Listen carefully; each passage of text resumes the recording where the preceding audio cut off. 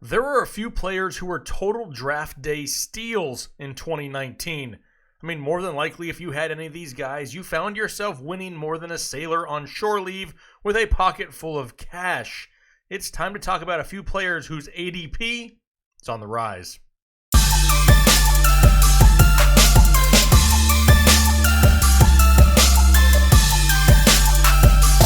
What is going on, Headliner Nation? Jake Fantasy Headliners. Hopefully everybody's doing well out there. You heard it in the intro. There were a few players this past season that really outperformed their ADP. They were a great return on your draft day investment. Unfortunately, that means they're going to be more expensive here in 2020. Who are a few of those names? That's what we're talking about here today. Now, if you're new here to the channel, we don't waste a whole lot of time with ads and commercials and plugs. No, we're talking football. We're talking ADPs on the rise. We're doing it right now. First one up is going to be one of the biggest draft day steals, Derrick Henry. Last season, his ADP was into the 4th round, and he actually finishes running back 6 on the season. He was drafted as running back 23. We had him listed as one of our must-have running backs this past year, and now he's got himself in a pretty weird situation. He's a free agent. What's going to happen with Derrick Henry? I really can't see him going anywhere else, but he's free to look and go around and try to find the best options possible. He's going to make a large amount of money. Is it with Tennessee? I have to think so, but he's definitely somebody you're going to have to pay up to get here in 2020. What about Lamar Jackson? I mean, we preach on this channel nonstop. Don't draft a quarterback too early. There's plenty of value late. Were we expecting Lamar Jackson's numbers? No, we probably really weren't, to be completely honest. But he was being drafted the back half of the 8th round. Great value. We already know he finished as the quarterback 1, the NFL MVP, but he was drafted as quarterback 11 off the board. This is the type of value that you're really trying to look for in the mid to late rounds of your NFL draft, your fantasy draft. Every single year, there's a quarterback in this range that really outproduces their potential ADP here. This past year, it was Lamar Jackson. In order to get him coming up here this year, kind of expect the same type of hype that we had on Patrick Mahomes coming into last season. There's going to be people who want to take him right there on the 2nd or 3rd round. That's a story for another day, but his ADP has really risen and will continue to here in 2020. What about his teammate, Mark Ingram? I mean, another one of these guys who we labeled as a must-have last year. You got him in the 4th round. He finished inside the top 10 at running back 8, and he was the 21st running back off the board. We mentioned it last offseason. We knew Baltimore was going to run the ball a lot. And yes, Lamar Jackson, he was going to get his. But more than anything, it proved that Mark Ingram can be more than valuable in this offense and has huge touchdown upside. As long as he's healthy, that'll continue. Mark Ingram, you're going to have to pay up to get him here this year. What about Austin Eckler? He is a restricted free agent, so that's something to pay attention to. I don't really see him leaving Los Angeles.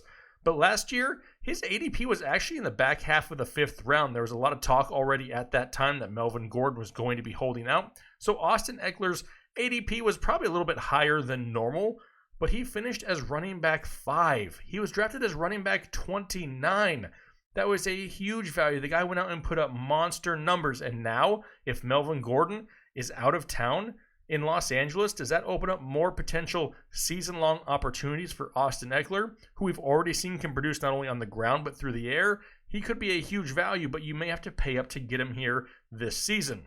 Rolling down the list, and what do we come to? Yes, another Baltimore Raven. Earlier in the offseason last year, we were asked here on this channel if we had to guess who was the 2019 version of the 2018 version, George Kittle. We said it would be Mark Andrews in that offense, and man, did he really outproduce his ADP. He was a 12th round pick, and in the abyss that is the tight end position, Mark Andrews was a very pleasant sight for whoever took that 12th round gamble on him. He finished as tight end 2 overall after being drafted as tight end 13. He's going to continue to see the bulk of the targets in this offense, has great chemistry with Lamar Jackson, and with tight end being such a wasteland, expect Mark Andrews to be right up there with the elite tight ends of Kelsey, Kittle, Ertz going into 2020. He's not going to be much farther behind. Chris Godwin, another one of these guys who we really liked last offseason. His ADP right there in the middle of the 4th round. And until he got hurt, he was absolutely killing it. He actually still finished as wide receiver 2 after being drafted as wide receiver 17 overall. A lot of people expected bigger things from him in a Bruce Arians offense. Were they expecting what we got? Probably not to that extent. But Chris Godwin really needs to find out what goes on with the quarterback situation there in Tampa Bay. Do they bring back Jameis Winston? Does he have to start building new chemistry with a new quarterback? Something to pay attention to here in the offseason. What about Aaron Jones, running back Green Bay Packers? Actually made an individual video on Aaron Jones last offseason stating why you needed to draft him. His ADP got all the way up into the early 3rd round, but he finished as running back 2 overall. The guy was an absolute touchdown machine, just around 20 touchdowns this past season. He was drafted at running back 15. Not a huge jump, but look at the potential of Aaron Jones and what really gets in his way for 2020. Not a whole lot. I expect a lot of the same going into 2020, and Aaron Jones will be definitely somebody who's on my radar for a lot of fantasy football teams. What about Darren Balls to the Waller of now, the Las Vegas Raiders? Yeah, that's still weird to say.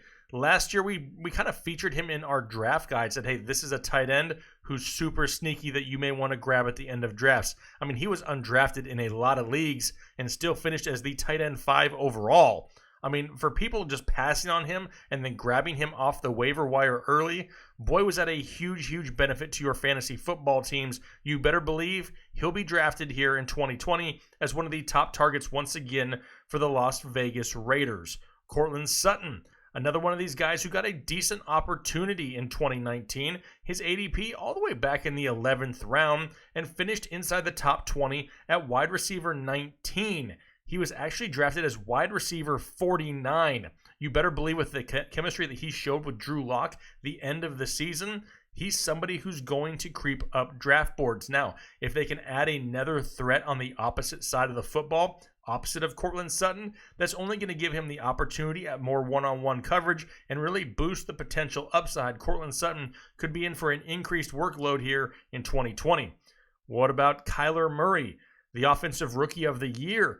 I mean, this is somebody who maybe we expected a little bit too much from going into the season, but he showed flashes of elite fantasy football production. He was a 10th round pick, finished as the 7th overall quarterback after being drafted as the 13th overall quarterback. Not a huge jump, but going into his 2nd season now with the weapons that he'll be surrounded with in this offense, Cuyler Murray and his rushing upside has the potential to have a huge season. He's definitely somebody who I'm paying attention to, and as long as he doesn't go too early in drafts, I'm going to try to snag a lot of Cuyler Murray here this year.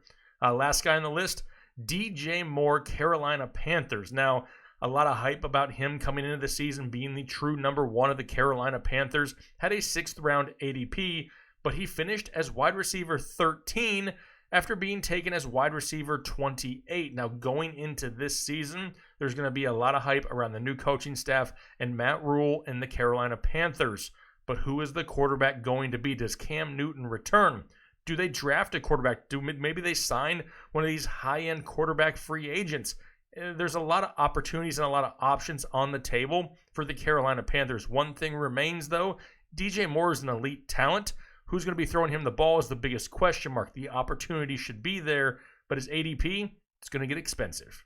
All right, so those were a few players whose ADP is going to be on the rise here in 2020, and there were others out there, but this is where we like to have a little bit of fun.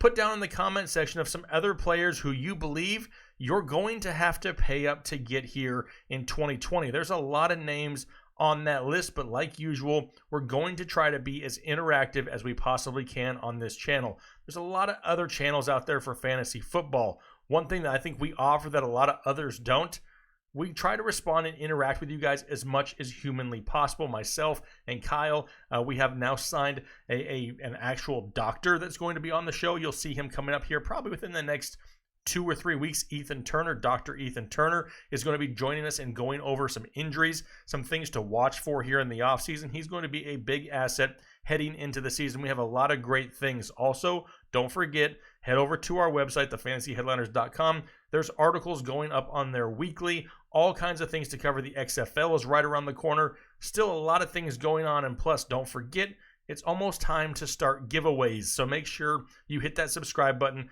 Do me a favor, hit the like button. I appreciate your support. We'll talk to you later.